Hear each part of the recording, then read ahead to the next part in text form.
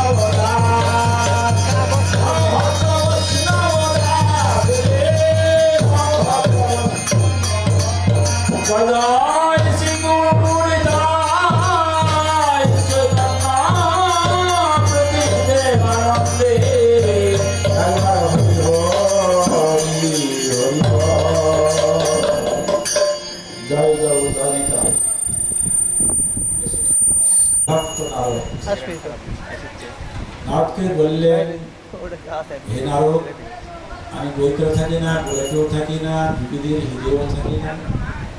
মৎ ভক্তা যে ভক্ত আমার বৃন্দাবনের অপ্রাকৃত নবীনামদন যাহার যে ভক্ত আমার বৃন্দাবনের অপ্রাকৃত কাব্যিক কাব্যাত্রী জপ কীর্তন করে সেই ভক্তির হৃদয়ে আমি সতত বিশ্রাম করি। ঈশ্বরের শুধু ভক্ত তার অধিষ্ঠান, ভক্তির হৃদয়ে কৃষ্ণের সতত বিশ্রাম। ভগবান শ্রীকৃষ্ণ ভক্তির হৃদয়ে তিনি অবস্থান করেন, বিশ্রাম সুখ অনুভব করে। ভক্তির হৃদয় হল ভগবানের সিংহাসন, আর দেহটা হলো ভক্তের মন্দির। মন্দিরে যেমন ভগবান থাকেন, ভক্তের কাছে পূজনীয়, ভক্ত বলা হয়। আর গীতার প্রত্যেকটি অধ্যায়ে ভগবানের কথাগুলি তাৎপর্য হচ্ছে ভগবানের সঙ্গে এই মায়াবদ্ধ জীবের সঙ্গে ভগবানের একটা যোগ সাধন কিভাবে হবে, কর্মের মাধ্যমে, জ্ঞানের মাধ্যমে বা ভক্তির মাধ্যমে যোগ পদার্থের যুক্ত করা হয়েছে। ভগবানের সঙ্গে যুক্ত হওয়া ভগবান কখনো শ্রীমদ্ ভাগবত গীতায় শিক্ষা দেওয়া হয়নি। গীতায় মানে এটা মনের সঙ্গীত এবং আনন্দময় সঙ্গীত, জীবনের একটা সঙ্গীত। বই ধাতুত্ব প্রত্যয় করে গীত স্ত্রীলিঙ্গে গীতা। গীতা মানে মনের সঙ্গীত, আনন্দময় সঙ্গীত।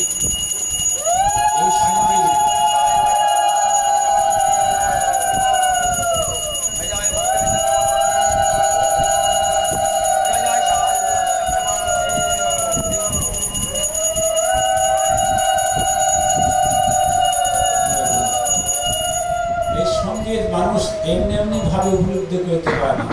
আত্মজ্ঞান বা আত্মস্থল জ্ঞান না হলে উপলব্ধি করতে পারে না। ভগবান পারত সারথি হয়ে রথের উপর বসে থেকে এক হাতে জ্ঞান মুদ্রা নিয়ে, এক হাতে কমজোর শঙ্খ নিয়ে, এক হাতে লাগাম নিয়ে, এক হাতে শক্তি নিয়ে উপদেশ দিচ্ছেন কাকে? আমাকে। আমি অর্জুন, আমি জীবাত্মা, আমি আত্মা সমর্পণ করতেছি তার চরণে। তাই গীতায় দ্বিতীয় অধ্যায় সপ্তম শ্লোকে বললেন যে কার্পণ্য দোষ প্রহত স্বভাব ইচ্ছামি তাং ধর্মস্ব মূঢ় চেতনাং যস্য সনিচিতং বহিত্তমে। অর্জুন কার্পণ্য দোষ প্রহত বললেন, নিজেকে উপলব্ধি করলেন আমি একটা বিশেষ দোষের একটা দুষ্ট। সে যখন ধর্ম লোপ হইতে থাকে, পৃথিবীতে অধর্ম পাপে পরিপূর্ণ হয়ে যায়, অসুররা যখন সদ্যকের অত্যাচার করে, তখন এই পৃথিবীকে রক্ষা করার জন্য ভগবান শ্রীকৃষ্ণ দেহ ধারণ করে পৃথিবীতে আসে। এটা হলো অবতার হওয়া। ভগবান শ্রীকৃষ্ণ গীতায় বলছে, যদা যদাই ধর্মস্ব গ্লানি ভবতি ভারত দুঃখানাং পরিত্রাণাং সাধনাং বিনাশাং দুষ্কৃততাং সম্ভবামে যুগে যুগে। অর্জুন যখন ধর্মের গ্লানি হয়, অধর্মের উত্থান হয়, তখন আমি নিজেকে ধারণ করে পৃথিবীতে আসি।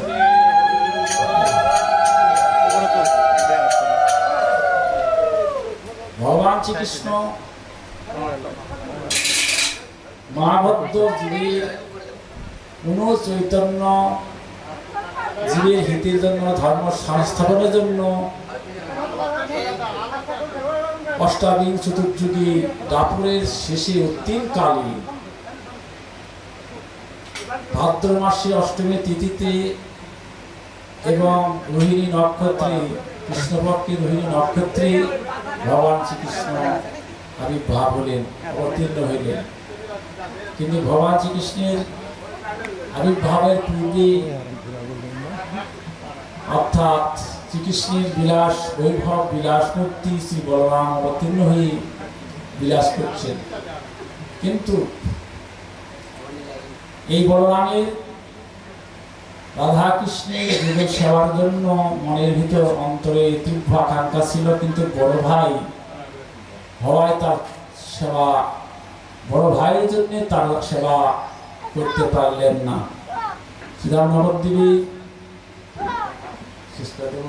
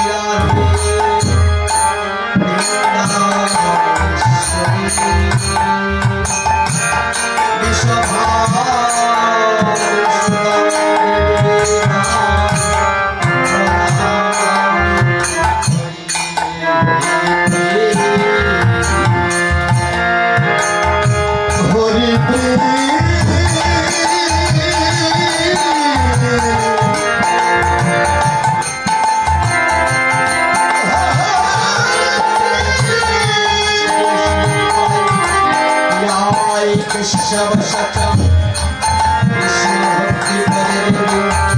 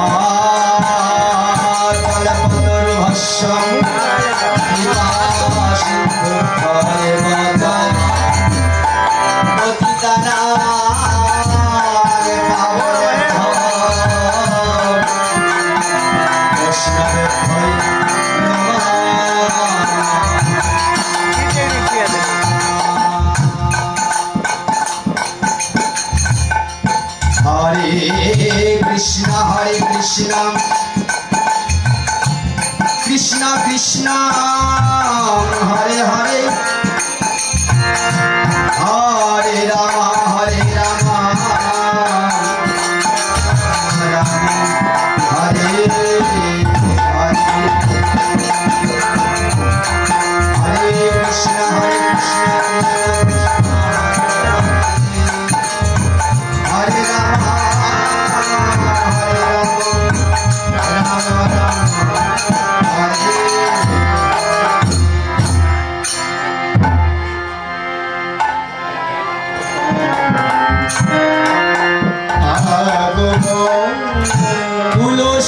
তুলসোনাশিতে উদয় নদীয়াতে তুলসোনাশিতে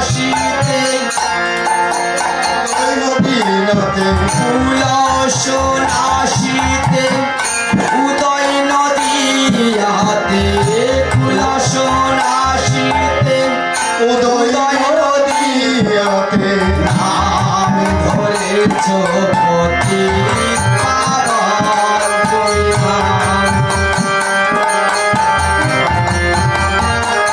তুমি নাম ধরেছ পতি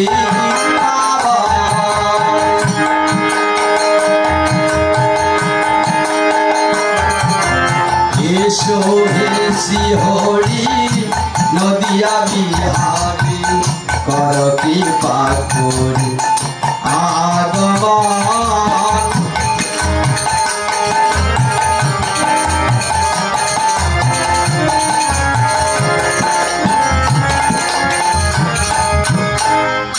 যদি কৃপা সিন্ধু নামটি হে ধরো অধম বলিয়া মোরে কৃপা কর যদি কৃপা সিন্ধু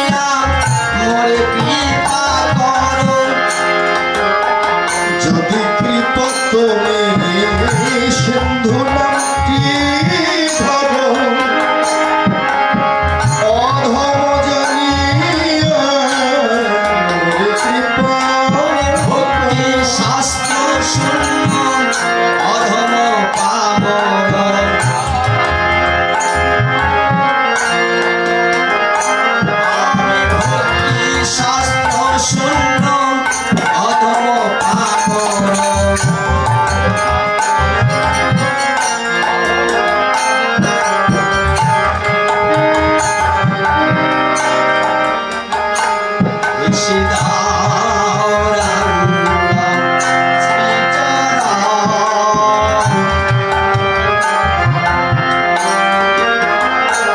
কেবল ভরসা তোমার শ্রীচরণ।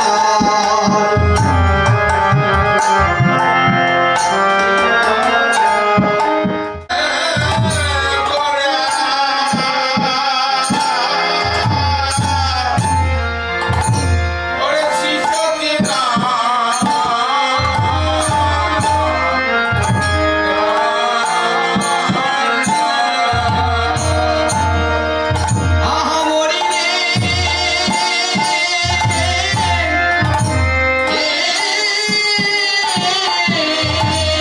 সবাই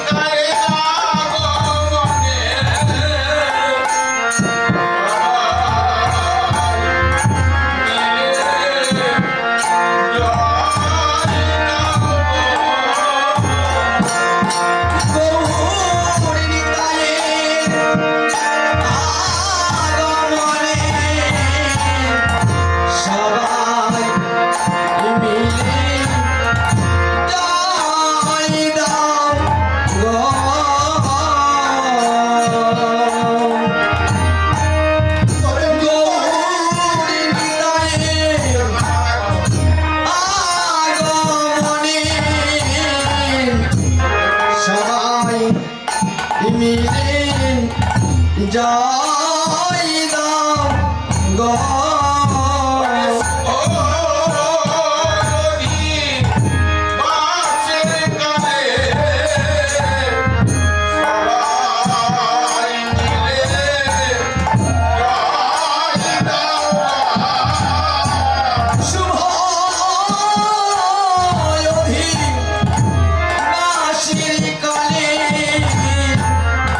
সবাই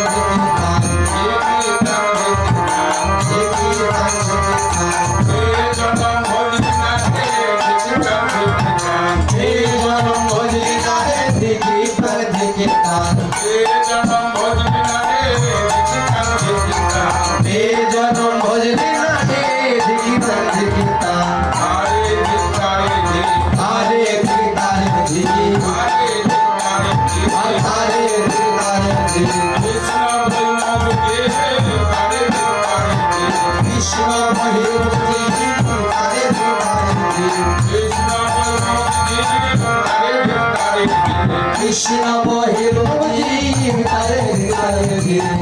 তাই মৃদঙ্গ বেঁধে বেঁধে ধিক্কার দিচ্ছে কাকে? কুকুর বিড়াল পশু পাখিকে না।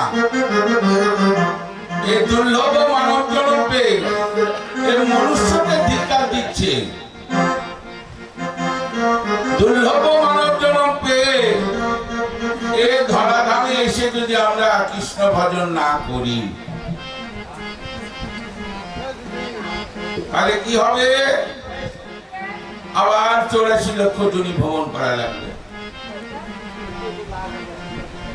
কত কষ্ট করে সাধনা করে ভগবানের কাছে কেঁদে কেটে দুর্লভ মানব জন্ম পেলাম। তোমার কর্ম করব বলে অঙ্গীকার করে এসেছিলাম, কিন্তু অঙ্গীকার করে এসে কি হলো? কথা রাখতে পারলাম না। ভগবানের কাছে কথা রাখতে পারলাম না, সেজন্য আমরা মিথ্যাবাদী। ভগবানের কাছে মিথ্যাবাদী। ভগবানের সেবা কর্ম করতে পারলাম না। এই দুর্লভ মানব জন্ম পেয়ে তাই বললেন পুনরূপী জন্ম পুনরূপী মরণ জননী জঠরে জন্ম। বারংবার জন্ম হয়ে বারংবার মৃত্যু হবে জননীর জঠরে। শুধু মানুষ জননী না, একটা কুকুরও জননী, হিংস্র বাঘিনী সেও জননী, সগুরও জননী। যে যেমন কর্ম করবে কর্ম অনুসারে জীবের গঠাবে।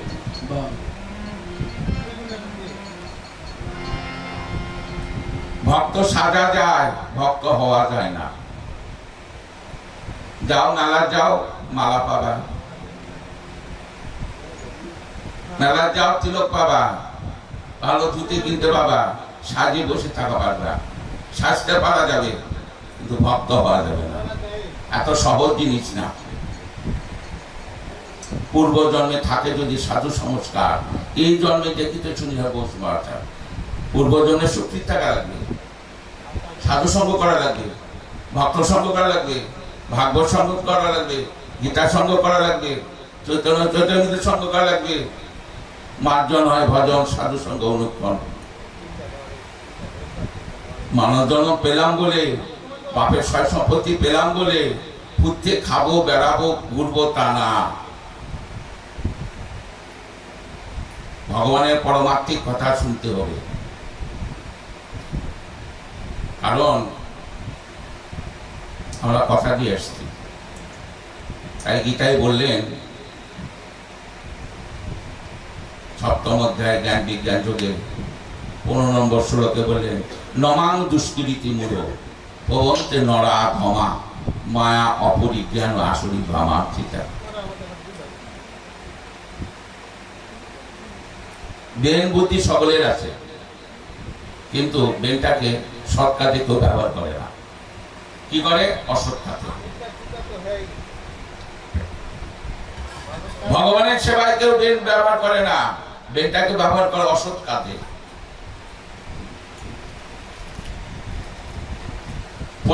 পরমাত্মিক কথা ভালো লাগে না।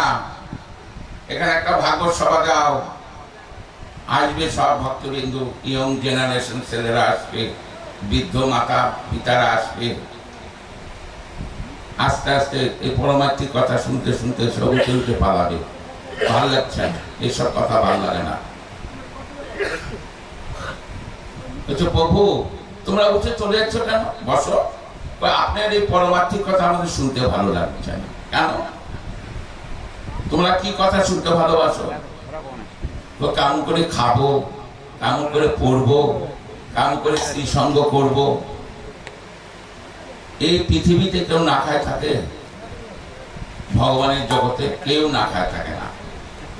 একটা হাতি 1 মনে 10 মন খায়, সেও আহার ভগবান যোগায়। একটা পিপিলিকা 1 গ্রিন চিনি খায়, তারও আহার যোগায়। কত বন জঙ্গলে বান্দর, বাদুর, চাঁচিকা, পক্ষী, পাখল, কত হিংস্র জন্তু আছে, সকলে আহারই ভগবান যোগাচ্ছে। আর তুমি দুর্লভ মানব জন্ম পেয়ে তোমার নিজের আহার তুমি জোগাড় করতে পারবে না?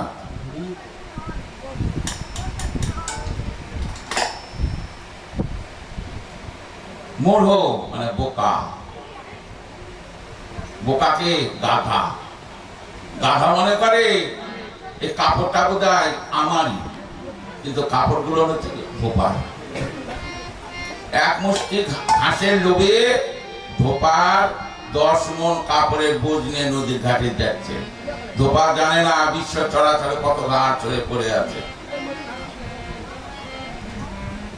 আমরাও ওইরকম ধোপার গাধার মতো খেটে যাচ্ছি, কিন্তু ভগবানের কর্ম করছি না। আমরা কৃষ্ণ নিত্য দাস, ইহা ভুলে গেলাম। মায়া পিশাচি আসে গলায় বাঁধিল। আমরা তার কৃষ্ণ দাস ওরা পারলাম না। আমরা হলাম কামের দাস, ক্রোধের দাস, লোভের দাস। অঙ্গীকার করেছে, অঙ্গীকার রাখতে পারি না, সেজন্য আমরা হলাম কামের দাস, ক্রোধের দাস, মায়ার দাস। যাই হোক, মৃদঙ্গ বেজে বেজে ধিক্ষার দিচ্ছে দুর্লভ মানব জনকে। এখনো সময় আছে, দিন থাকতে ভগবানের কর্ম করো।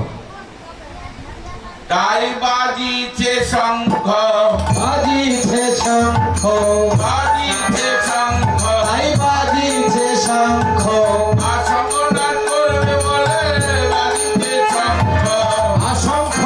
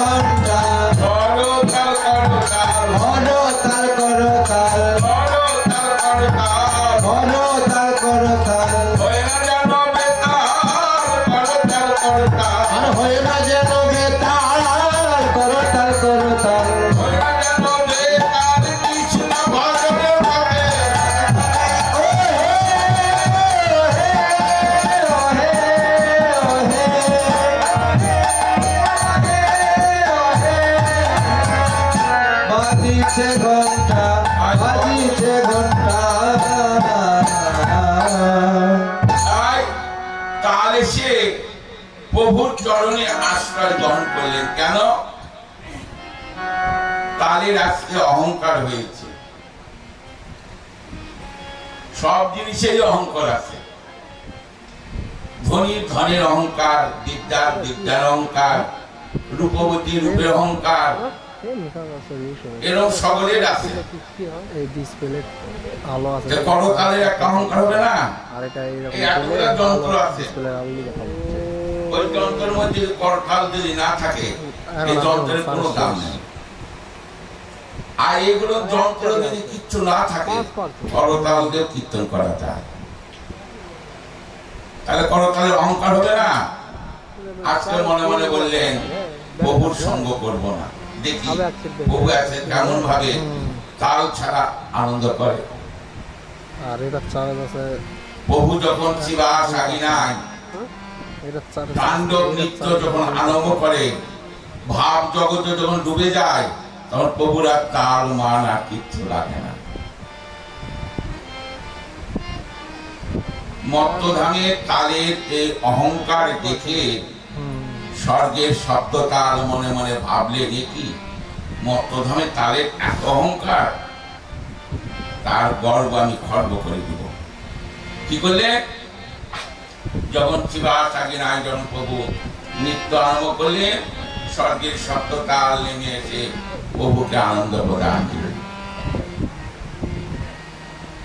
যখন প্রভুর নৃত্য করতে করতে যখন অচৈতন্য হয়ে পড়ে গেলেন, স্বর্গের শব্দ তাল প্রভুর চরণে দণ্ডবোধ করে চলে গেলেন।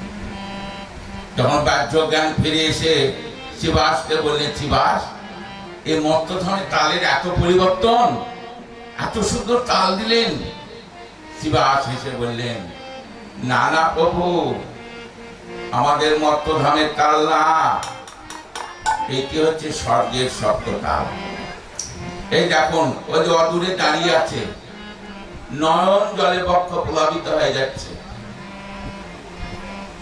কোথায়? তখন গৌরাঙ্গ মহাপ্রভু দুই বাহু প্রসারিত করে তালকে ডাকছেন, এসো আমার হৃদয়ে এসো। তখন তাল কি করলেন? এক পা দু পা করে এগিয়ে আসছেন। তাই তাল এসে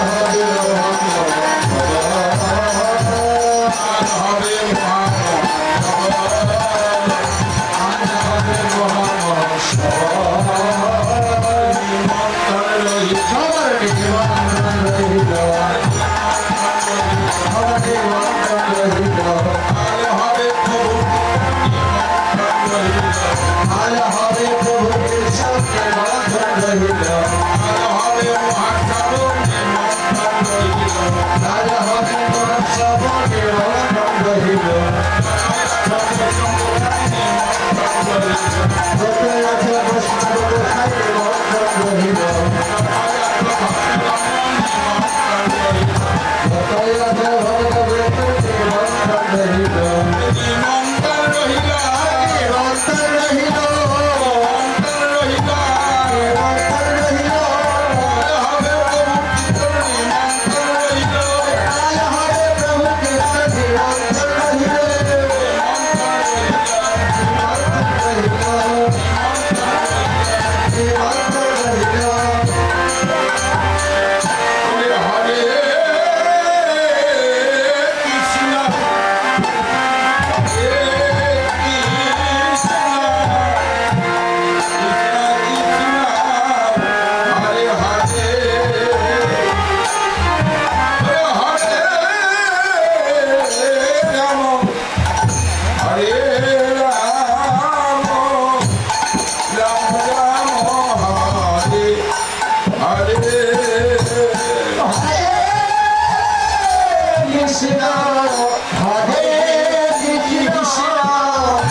কৃষ্ণ কৃষ্ণ